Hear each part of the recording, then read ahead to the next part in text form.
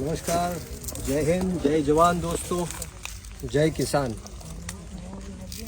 જે રીતના આપણે આની પહેલાંના વિડીયોમાં જોયું કે બોટાદના નાના પાળિયાદમાં જે એક જ પરિવારના 7 પુરુષો જેલની અંદર છે, જે આ કડદા પ્રથાને લઈને ખેડૂતોના હક અધિકાર અને ન્યાય માટે જે વિરોધ કરી રહ્યા હતા, ત્યારે આ ભ્રષ્ટાચારી અને તાનાશાહી સરકારે ખેડૂતો ઉપર જે રીતના લાઠી ચાર્જ કર્યો, ખેડૂતોની સાથે જે દમન ગુજાર્યું, ઘરમાં ઘૂસીને બહેનો દીકરીઓને મારવામાં આવી, ટીયર ગેસો છોડવામાં આવ્યા અને 307 અને રાયોટિંગ જેવા ગુનાઓ પણ દાખલ કરવામાં આવ્યા.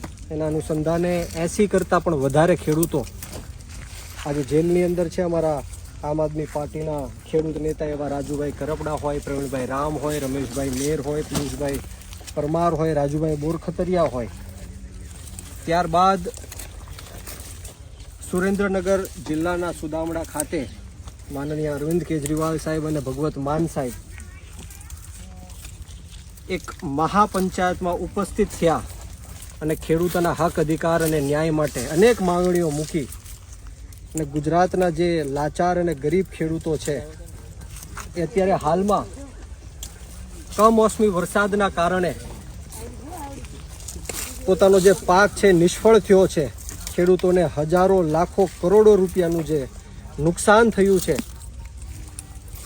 ત્યારે એના વિરુદ્ધમાં પણ આ સંમેલનની અંદર માંગણીઓ મૂકવામાં આવી.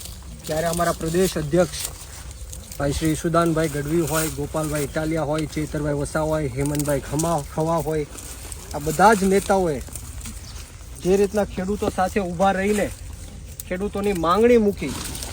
અને આજે અમે જસદણ વિછ્યાના ખોરિયાળી ગામે જે સ્વર્ગીય ઘનશ્યામભાઈ રાજપરા છે, એમના ખેતરમાં એમના પરિવાર સાથે 50 જણા કરતાં પણ વધારેની ટીમ સાથે અમે આજે જે કપાસ ઉપાડવા માટે આવ્યા છીએ. અને સાથોસાથ જે રીતના આપ જોઈ રહ્યા છો કે આ કપાસ સડી ગયો છે, ખૂબ જ નુકસાન, ઈયળો પડી ગઈ છે, ખૂબ જ નુકસાન આ ખેડૂતોને થયું છે. ત્યારે સરકારને એટલી જ માંગણી કે આમ આદમી પાર્ટીએ ખેડૂતોનો અવાજ બુલંદ કર્યો. ત્યારબાદ તમે ખેતરોએ જઈને વિડીયો અને ફોટાના જે નાટકો કર્યા એનાથી કોઈ વાંધો નથી, બધા લોકોએ નાટક જોઈ લીધા. પરંતુ તાત્કાલિક ધોરણે સર્વેના નાટકો બંધ કરીને ખેડૂતોને યોગ્ય વળતર ચૂકવવામાં આવે. ભૂતકાળમાં પણ સરકાર તરફથી વળતર આપવામાં આવ્યું છે ખેડૂતોને, પરંતુ ખેડૂતો એનાથી ખૂબ જ નારાજ છે. તો આ વખતે ખેડૂતોને યોગ્ય વળતર આપવામાં આવે. અને જે રીતના મુખ્ય માંગણી અમે આમ આદમી પાર્ટીએ મૂકી છે કે આ દેશની અંદર ઉદ્યોગપતિઓના, કરોડપતિઓના, લાખપતિઓના જે કરોડો રૂપિયા માફ કરવામાં આવે છે બેંકો તરફથી, સરકાર તરફથી, એવી જ રીતના આ ગરીબ, લાચાર અને મજબૂર ખેડૂતોના પણ દેવા માફ કરવામાં આવે. આવનારા દિવસોમાં જો ખેડૂતોને હક અધિકાર અને ન્યાય નહીં મળે તો આમ આદમી પાર્ટી અને સમગ્ર ગુજરાતના 54 લાખ ખેડૂતો એક થઈને ગાંધીનગરનો માર્ગ અપનાવશે.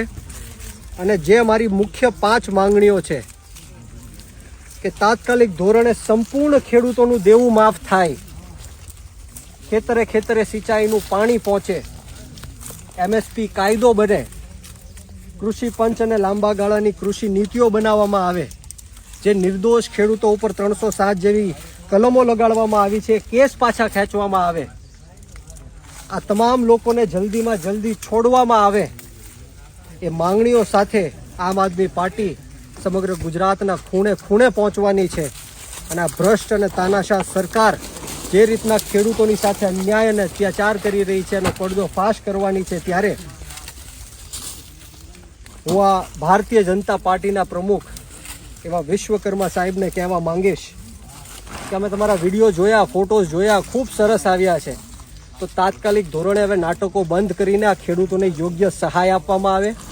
આ ગુજરાત રાજ્યના કૃષિ મંત્રી જીતુ વાઘાણીને હું કહેવા માંગીશ કે ખેડૂતોની પીડા અને વેદના ખાલી ફોટો અને વિડીયોમાં નહીં, પરંતુ જે રીતના આપ જોઈ શકો છો કે 50 કરતાં પણ વધારે અમારી ટીમના લોકો આ ખેડૂત પરિવારની સાથે ઊભા છે અને ખાલી વિડીયો અને ફોટો નહીં પરંતુ ખરેખર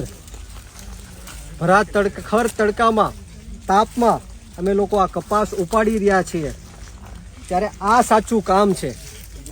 ખાલી ફોટો પડાવવાથી, નિવેદનો કરવાથી ખેડૂતોનું ભલું નથી થવાનું. જે રીતના ઉદ્યોગપતિઓના દેવા માફ કરવામાં આવ્યા એ જ રીતના આ ગરીબ ખેડૂતોના દેવા માફ કરવામાં આવે. 2014માં આ ગરીબ ખેડૂતોનું દેવું 55,000 કરોડ રૂપિયા હતું અને આજે જ્યારે 10 વર્ષ પછી આપણે જોઈએ છીએ તો આ જ ગરીબ ખેડૂતોનું દેવું 1,51,000 કરોડ કરતાં પણ વધારે વધી ગયું છે. દિવસે ને દિવસે ખેડૂતો આત્મહત્યા કરી રહ્યા છે. ગુજરાતની અંદર તાજેતરમાં હમણાં 2 ખેડૂતો આ કમોસમી વરસાદના કારણે, માવઠાના કારણે આત્મહત્યા કરી છે. જરા વિચારો કે આ ખેડૂતોની શું હાલત છે. ના કપાસની અંદર પણ કપાસ ઉગી જાય છે. ખૂબ જ ખરાબ સ્થિતિ આ ખેડૂતોની છે. પૂરતા ભાવ નથી મળતા માર્કેટિંગ યાર્ડમાં. કડદા થઈ રહ્યા છે ખેડૂતો સાથે. અને મેં જેમ કીધું એમ કે દિવસે ને દિવસે આ ગરીબ ખેડૂત દેવાદાર બનતો જાય છે. આ ભ્રષ્ટ ભાજપની નીતિ છે કે આ ખેડૂત ક્યારેય દેવામાંથી બહાર ન આવવો જોઈએ.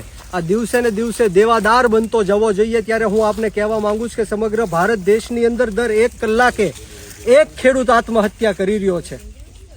ત્યારે આ ભ્રષ્ટ ભાજપના નેતાઓને હું કહેવા માંગુ છું કે હવે તાઇફાઓ બંધ કરો, ભાષણબાજીઓ બંધ કરો, ફોટા અને વિડીયોના જે નાટકો કરી રહ્યા છો, સર્વેના નાટકો કરી રહ્યા છો એ બંધ કરો. તાત્કાલિક ધોરણે ખેડૂતોનું દેવું સંપૂર્ણ રીતના માફ થવું જોઈએ અને તાત્કાલિક ધોરણે હેક્ટર દીઠ 50,000 રૂપિયાનું જે વળતર છે એ આપવામાં આવે. પંજાબની અંદર આમ આદમી પાર્ટીની સરકાર, ભગવત માનની સરકાર હેક્ટર દીઠ 50,000 રૂપિયાનું વળતર આપે છે. ત્યારે આ ગરીબ ખેડૂતે 1 વીઘામાં 17,000 થી 18,000નો ખર્ચ કર્યો છે. ત્યારે પ્રોપર અને યોગ્ય વળતર આપવામાં આવે. આ જ માંગણીઓ સાથે હું સરકારને ફરીવાર વિનંતી કરું છું કે તાત્કાલિક ધોરણે 1 મહિનાની અંદર આ તમામ ખેડૂતોના હક અધિકાર અને ન્યાયની વાત કરવામાં આવે, યોગ્ય વળતર આપવામાં આવે અને સંપૂર્ણ દેવું માફ કરવામાં આવે. જય જવાન, જય કિસાન, જય હિન્દ, જય ભારત, જય જય ગરવી ગુજરાત.